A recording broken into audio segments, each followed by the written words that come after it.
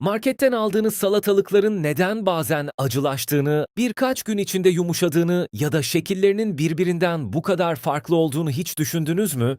Peki size tek bir salatalık fidesinin doğru koşullarda aylar boyunca onlarca kilogram ürün verebileceğini söylesem, üstelik bunu toprağa ihtiyaç duymadan, evet yanlış duymadınız, bugün dünyanın en gelişmiş seralarında kullanılan topraksız tarım sistemiyle salatalık yetiştiriciliğinin tüm inceliklerini birlikte keşfedeceğiz. Bu videonun sonunda yalnızca salatalık yetiştirmeyi değil, doğru fide seçiminden besin yönetimine, budamadan hasada kadar yüksek verimin arkasındaki temel prensipleri de öğrenmiş olacaksınız. Salatalığın ana vatanı Hindistan'dır. Yaklaşık 3000 yıl önce kültüre alınan bu bitki, bugün dünyanın en çok tüketilen sebzelerinden biridir. Kahvaltı sofralarından salatalara, turşudan cacığa kadar mutfaklarımızın vazgeçilmezidir. Fakat üretim tarafına geçtiğimizde salatalık sandığınızdan çok daha iddialı bir bitkiye dönüşür.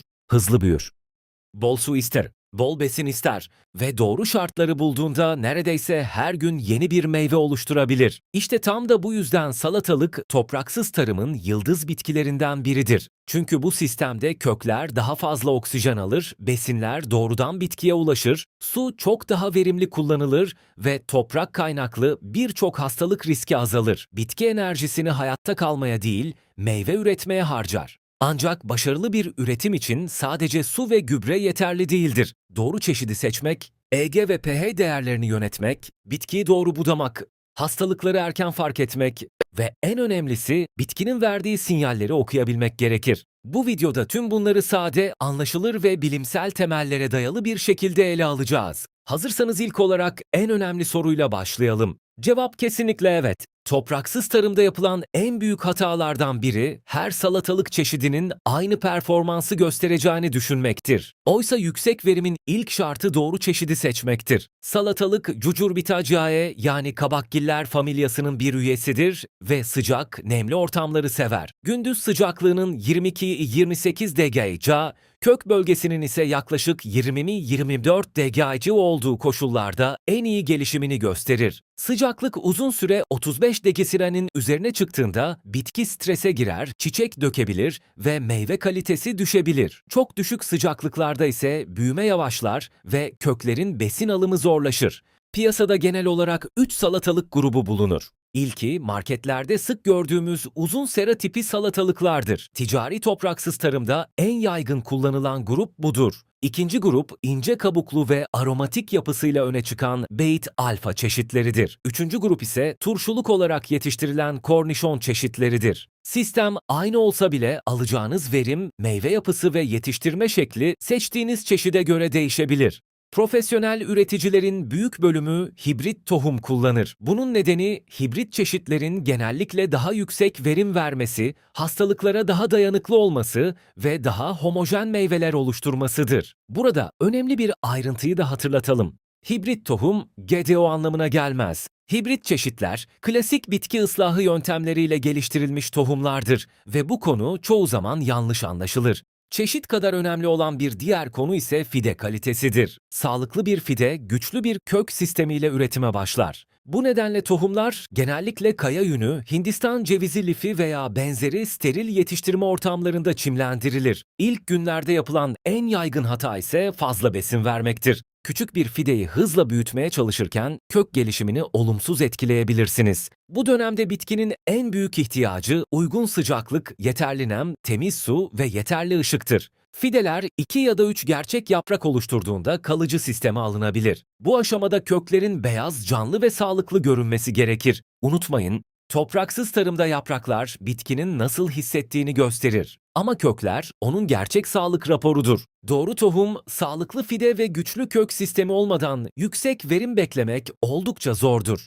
Peki fideyi sisteme diktikten sonra iş bitiyor mu? Asıl önemli bölüm tam da bundan sonra başlıyor. Çünkü salatalığın ne kadar büyüyeceğini, ne kadar ürün vereceğini ve meyve kalitesini belirleyen en önemli unsur hazırlayacağınız besin eriği olacaktır. Bir sonraki bölümde İC, pH ve profesyonel besin yönetiminin tüm ayrıntılarını birlikte inceleyeceğiz. Fidenizi sisteme diktiniz. Artık salatalığın kaderini belirleyecek en önemli aşamaya geldiniz. Çünkü topraksız tarımda bitki, ihtiyaç duyduğu tüm besinleri yalnızca sizin hazırladığınız besin eriğinden alır. Yani hazırladığınız çözeltinin kalitesi doğrudan verimi belirler. Salatalığın en fazla ihtiyaç duyduğu elementler azot ve potasyumdur. Azot, yaprak ve gövde gelişimini desteklerken, potasyum meyvenin dolgunluğunu, sertliğini ve lezzetini artırır. Kalsiyum, güçlü hücre yapısı oluşturur, fosfor kök gelişimini destekler, magnezyum ise fotosentezin temel taşlarından biridir. Bir üreticinin en yakın iki yardımcısı ise İC ve pH ölçeridir. EC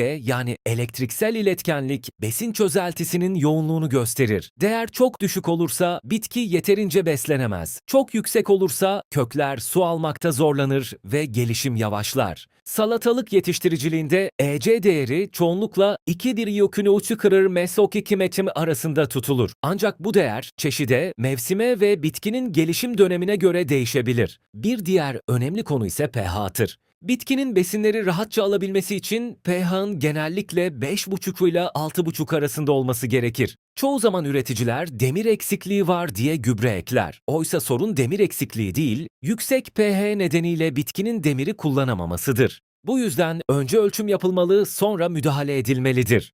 Besin çözeltisi hazırlanırken A ve B stok tanklarının ayrı tutulması da önemlidir. Özellikle kalsiyum içeren gübrelerle fosfat veya sülfat içeren gübrelerin doğrudan karıştırılması çökelti oluşumuna neden olabilir. Bir başka önemli konu ise sudur. Kullandığınız suyun kalitesi en az kullandığınız gübre kadar önemlidir. Sert veya tuzluluk oranı yüksek sular besin dengesini bozabilir. Profesyonel üreticilerin üretime başlamadan önce su analizi yaptırmasının nedeni de budur. Ancak hiçbir cihaz dikkatli bir üreticinin yerini tutamaz. Bitkinin yaprak rengi değişiyorsa, meyveler şekil bozukluğu gösteriyorsa, büyüme yavaşladıysa, bitki size bir mesaj vermeye çalışıyordur. İyi bir üretici sadece ölçüm cihazlarına değil, bitkinin kendisine de bakar. Çünkü başarılı topraksız tarımın sırrı, doğru ölçüm, düzenli takip ve sürekli gözlemdir. Salatalık çok hızlı büyüyen bir bitkidir. Uygun koşullarda günde birkaç santimetre uzaması normaldir. Bu nedenle profesyonel seralarda bitkiler ip sistemiyle yukarı yönlendirilir ve genellikle tek gövde şeklinde yetiştirilir.